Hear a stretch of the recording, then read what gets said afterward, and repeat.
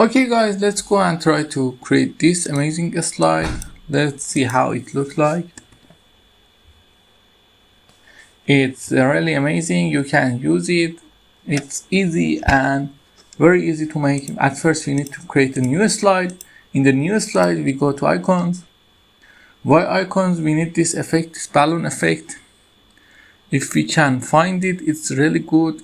If we can find the balloons, I'm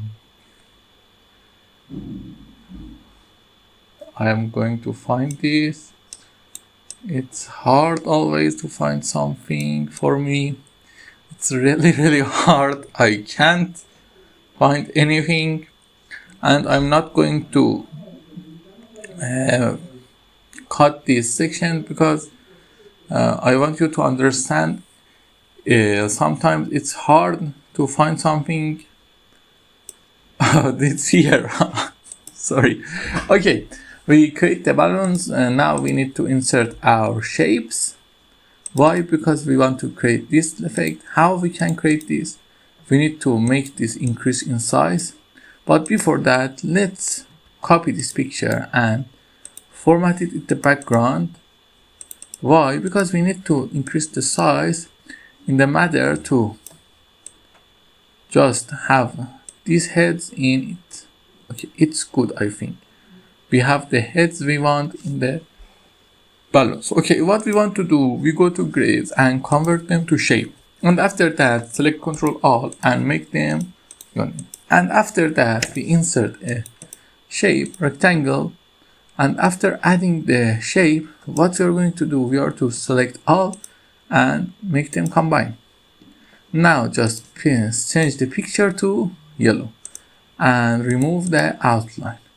Now we need to paste our text here, our text, and we just copy that. We need to add these two texts. How we are going to add these two texts? I copy this text and Control paste it in no format and make it increase in size. Increase in size and go to shape format, and I choose a unique one. It's good. And I also go to format shape text option and change the text outline to yellow. I like it. And then we need to just copy the text. The lorem ipsum is the text that we use as a placeholder. I tell you about this, but another time for you to remember. After that, we just delete this page and copy that. Set the transition, and don't forget, we need to paste the background picture or texture from the clip. Now we need to change something in the background. We need to make it a little less sharper and a little less brighter, and a contrast to here.